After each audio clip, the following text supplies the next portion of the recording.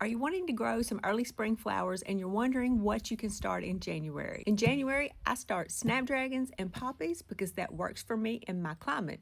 I'm currently gardening in Northeast Texas in Zone 8B, but more importantly, you need to know your last frost date. And for me, this year is March 27th.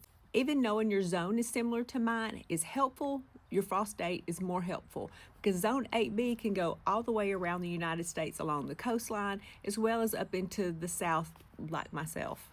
But the last frost dates in those zones can vary pretty widely. So I pulled up my notes from last year and I started my snapdragons on January 15th last year, and I put them in the ground on March the 12th last year, right before my last frost date. So they grew roughly about 8 to 9 weeks before I put them in the ground. So if you know your last frost date, you can count back about 8 to 9 weeks from your last frost date, and that'll give you the idea of what I did.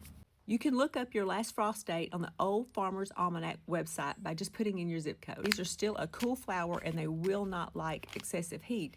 And here, by June, we're getting into the upper 90s and they don't like that anymore. So that is why I start these in January, I plant them in March, and then I will get my blooms usually from April to May and into early June. They are not going to be a full summer flower for us here in our climate, so I'm basically planting these just to have them in the spring. So if you want to grow some snapdragons in a southern climate, get them ordered. I'm going to start mine in about 10 days to 2 weeks.